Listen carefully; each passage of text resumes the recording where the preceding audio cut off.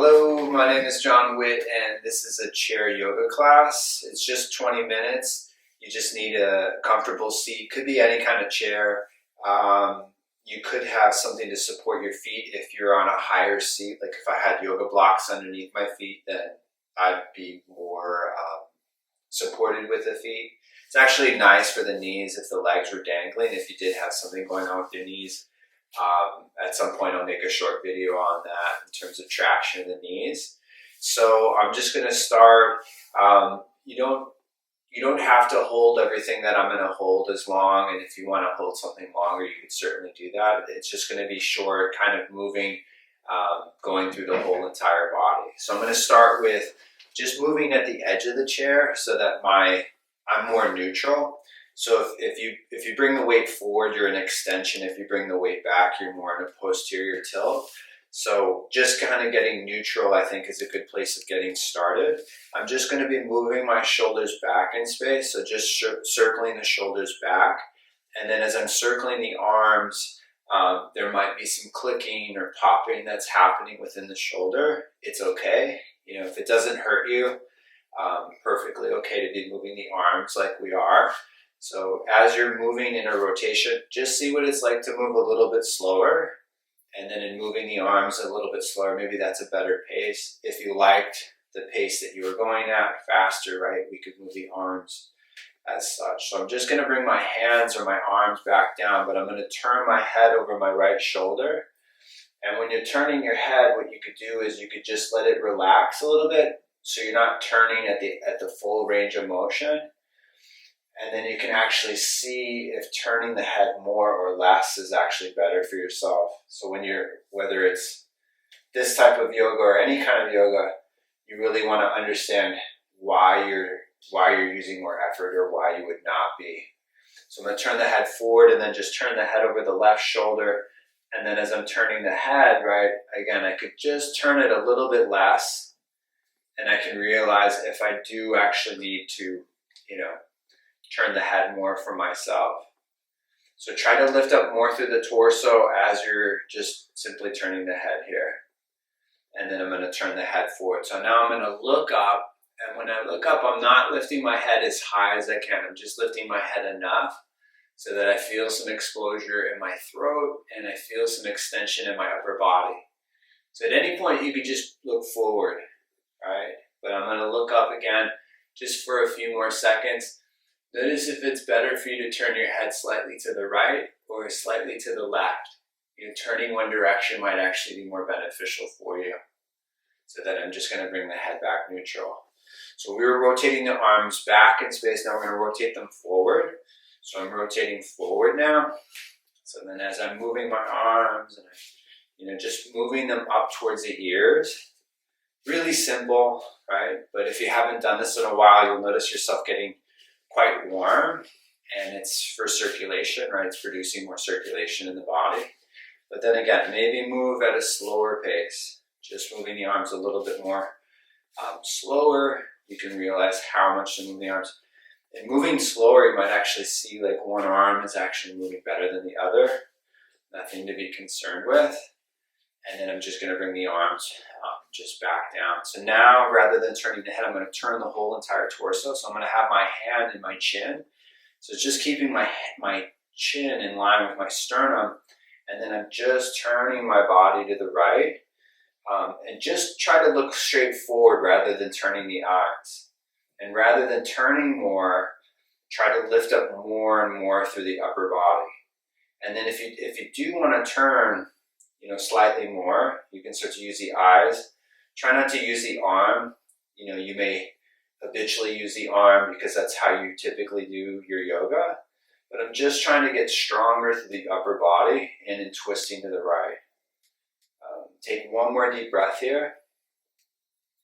And then I'm going to turn center, and then I'm going to bring my left hand into my chin.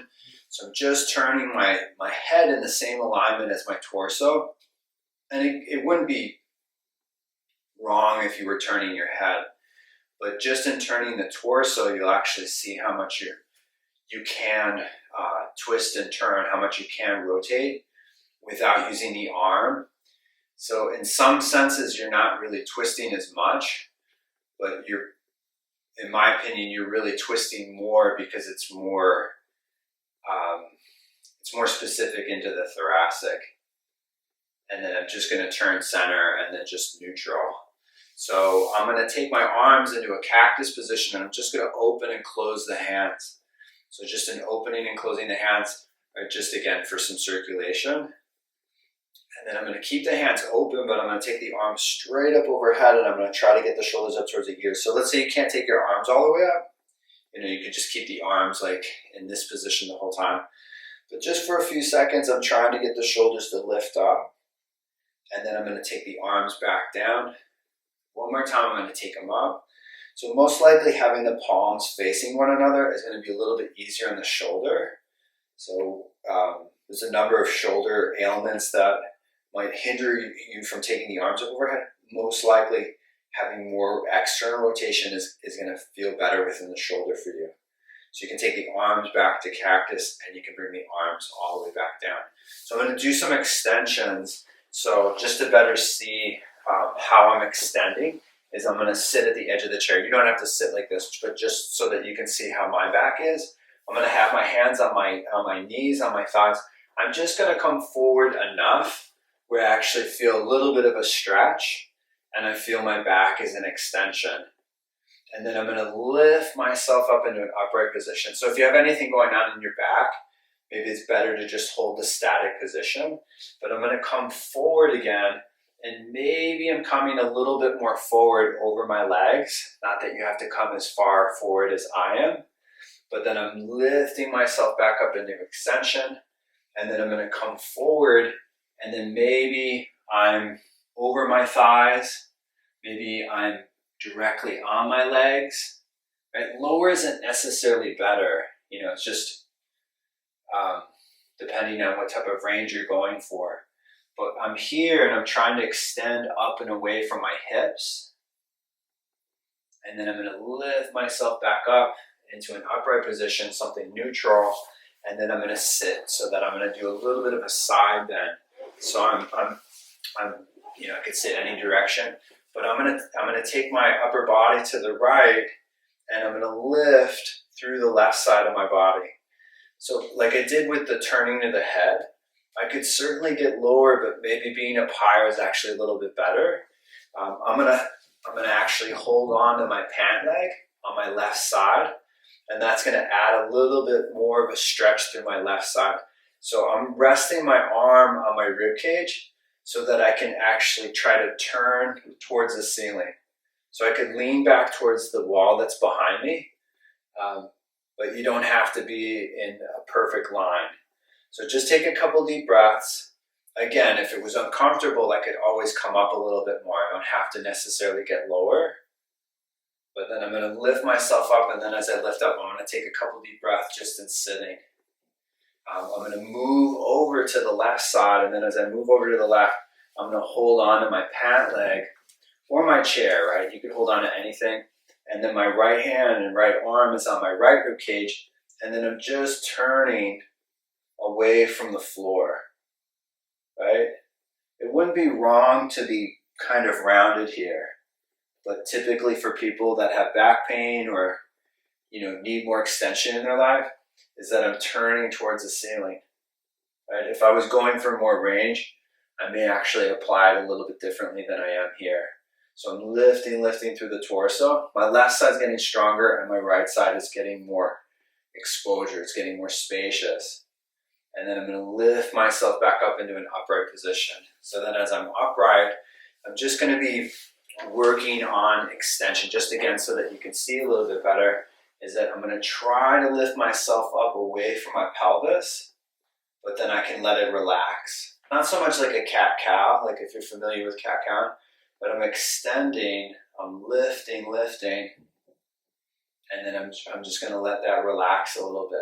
I'm going to do it a couple more times. So I'm extending, lifting through the torso, right? If you're familiar with Tadasana, right? Something like that, but just in a seated position. Then I'm relaxing. And then the last time I'm going to extend up. So I'm lifting. And then I'm just going to relax just back into a seated position. So I'm going to go back to the shoulder rotations. But I'm going to move the arms a little bit more independently. So I'm just moving my left shoulder back in space. So just the left shoulder is moving back. And then what I'm going to do is I'm going to move my right shoulder or my right arm forward. So one's moving one direction and one's moving the other. And it can be a little frustrating at first, right? Or for a while if you can't get this. But just trying to move your arms in opposition can be very, very good for the shoulders, very good for your coordination. And then I'm just going to let that relax. I'm just going to turn my palms up. So my palms are facing up. My palms are on my knees or my thighs in some capacity. But I'm going to go into rotating just my right arm back in space. So just my right arm is moving back.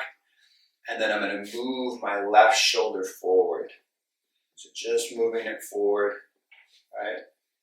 Just moving the arms, again, in opposition. And again, I can move slower if I needed to move slower. If that helps you, right? You could certainly move slower. And then just back into just a relaxed position. So just let your head tilt to your right shoulder. So just let it tilt to the right side. Take a couple breaths and letting the head tilt to the side. And then lift the head, and you can let the head tilt and offer moving it and releasing it to the left. It probably feels pretty good to go to both directions, but maybe one side's a little bit tighter than the other. You could spend more time on that side that's more tight.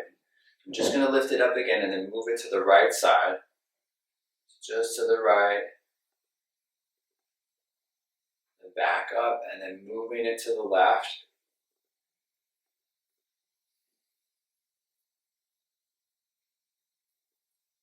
Back up into center. So I'm going to look down to my right side, right, just on an angle, but I'm going to look forward just to the right. So I'm looking down for a moment, but then I'm going to look just straight to the right, but then I'm going to look up, tracing my eyes around on the ceiling and then back down. So just having the chin a little bit tucked in, but then I'm going to look forward and then back and over to the opposite side. Right, there's other ways you could turn the head, right? This is just one of the many ways. And I'm going to lift the head and I'm going to look up and around and then back to the left. So my chin's slightly tucked in. You should feel a pretty good stretch in the back of the neck. But then I'm going to look up, lifting up and then back and then over to the right. Last time, lifting, extending. The circle could be bigger. It certainly could be smaller. And then back, and I'm just going to turn forward and down. So my chin's actually tucked into my chest. So just tucked in a little bit. But then I'm going to look forward and I'm going to look up, extending. And then I'm going to look forward and then just neutral. So just open and close the hands. Right? Just opening and closing the hands. Right? And this could be done, say you want to be more physical, it could be here, it could be overhead, right? Just to make it easy, I'm just here, right? Maybe that's what you need, is something easier. But again, the arms could be in any kind of position. But what I'm going to do is just try to wave my fingers, right? So just waving the fingers. And you can start with the pinky, then the ring, then the middle, then the index finger, and then the thumb are waving around. You could certainly do it where it's just resting on the thigh, right? And it might be a little difficult to do, so that's why I'm doing it each hand individually. So just getting the fingers to move, right? But the more you open and close the hands, the easier it is to wave the fingers. Not that you have to do a wave, right? I'm going to go back into the 90-degree angle. I'm going to take the arms up, really extend up to the arms, but just see and feel what it's like if you can turn the backs of your hands to face one another. So this is internal rotation. So it could actually help your shoulders quite a bit. But then again, like I said earlier, if the external rotation is better, then you could just stick with the external rotation. The external is where the palms will face one another. I'm going to go back into a 90-degree angle. Right? I'm going to extend the arms up again. I'm going to turn the backs of the hands to face one another. Then I'm taking the arms back to cactus, and then I'm bringing the arms back down. So I'm going to go back into the back extensions, right? So when I'm coming forward, I'm going to move myself forward in space just enough. So wherever I feel a decent stretch, like this is a good angle, then I'm bringing myself back up. So to come up and down, not that you have to do it that way, it's going to add a little bit more strength into your back. So when I'm coming forward, I'm getting stronger here, but to bring myself up does take more effort, does take more strength. You find it irritating, right? Just hold it static. So what's happening as you come forward is your pelvis is moving in between your thighs. So this is an anterior tilt of the pelvis. And then I'm lifting myself back up. So it's rare, but someone that, say, maybe had scoliosis would have a really hard time in getting themselves into an anterior tilt, right? They might be stuck in a posterior tilt. I'm going to come up one more time, and then I'm going to come forward. And then when I come forward, I'm just so that you can see this better, is I'm going to come forward, and I'm actually going to bring my hands down. Now, you could stay extended, right? And lower isn't necessarily better, but if you did want to be lower, you could be lower. But I'm just going to stretch out more of my back by pushing my left hand into my left thigh, and my right shoulder is on obviously the inside of my right knee. So when I'm pushing into the leg, I'm basically trying to resist the pressure of my hand, and then I can let it relax, and then I can push down. So let's say you couldn't get as low as I am, right? You could do something like this where the elbow's on the thigh and you could push into it. This is still good, right? This isn't necessarily any less of a position. But then when we come, if you're a person that's down low like I am, what I'm going to do is I'm just going to transfer the weight into my left hand, and then bringing my right hand into my right thigh. I'm going to resist the pressure, right, of my leg or of my hand. So my leg is squeezing into my hand. But like I said, maybe it's a little bit better to be up.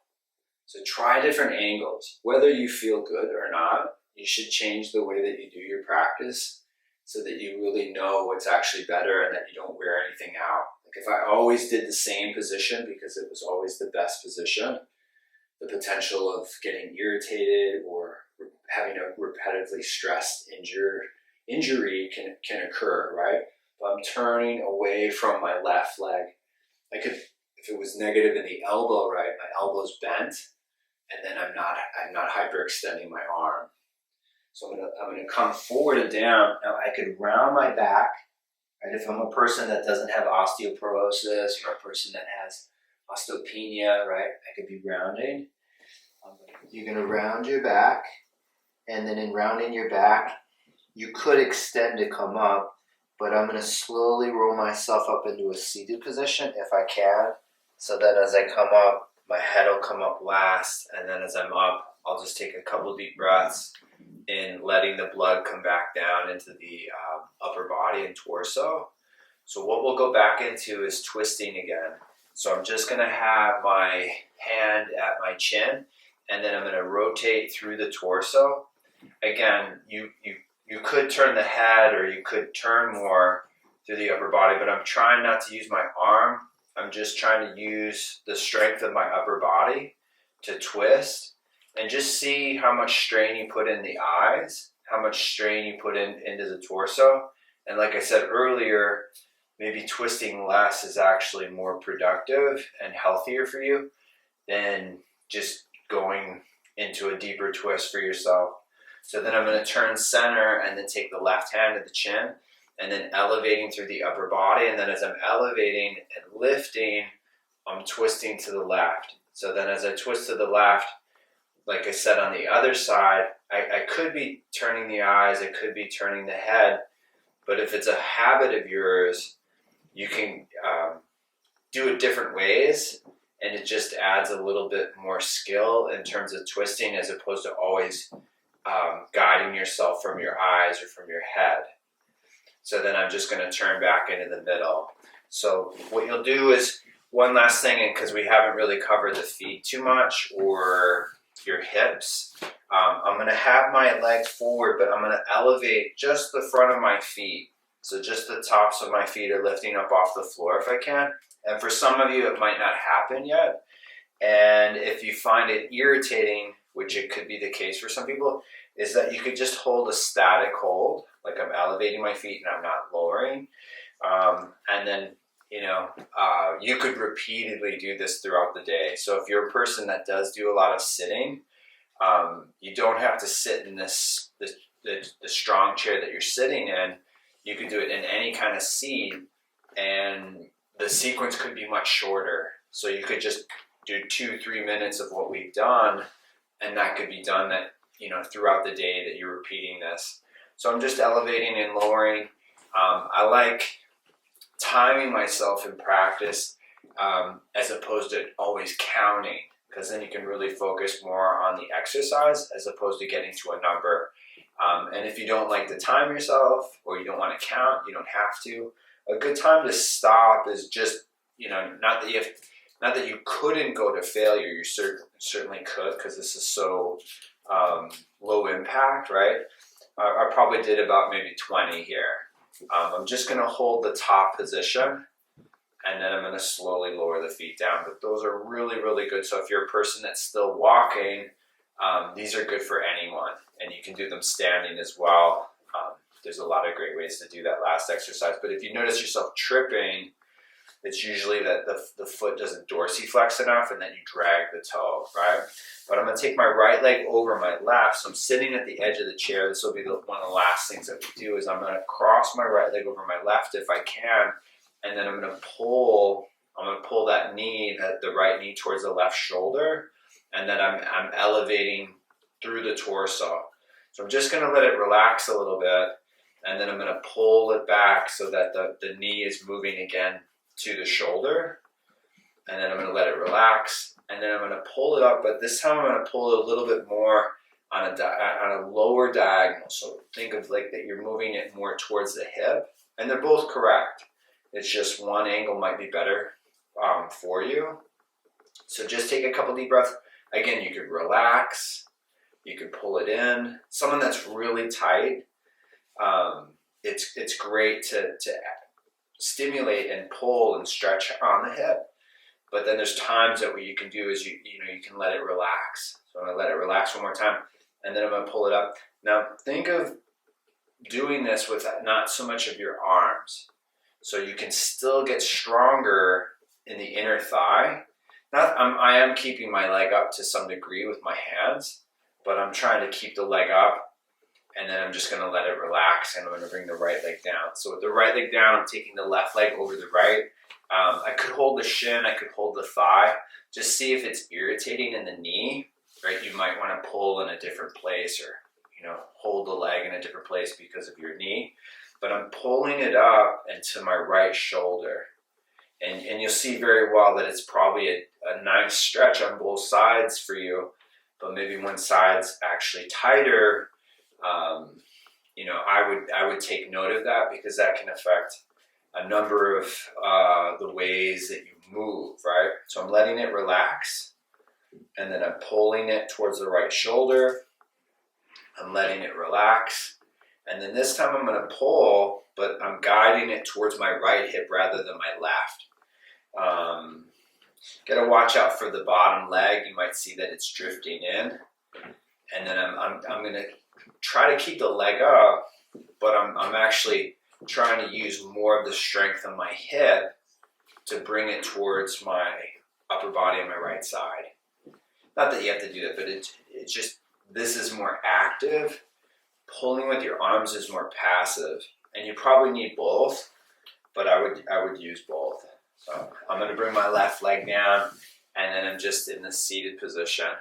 So I hope you enjoyed that class. You can let me know in the comments section. If you have any questions, you could always send me a message, and you could always write if there is something else outside of the videos that I've already provided in terms of practice that you'd like to see. You can you can subscribe. I hope you found this beneficial, and you could do it again every day, something that you could do. And it could be something that if you're a person that is limited to being in a chair, right, you might find yourself actually becoming healthier, where you could be a little bit more active on your feet, or you could walk more. But it's a nice practice where it's low impact, and it'll help you again in your daily activities. All right, stay well, and again, hopefully I'll see you, or I won't see you in a video, right? But hopefully you'll be taking class with me soon.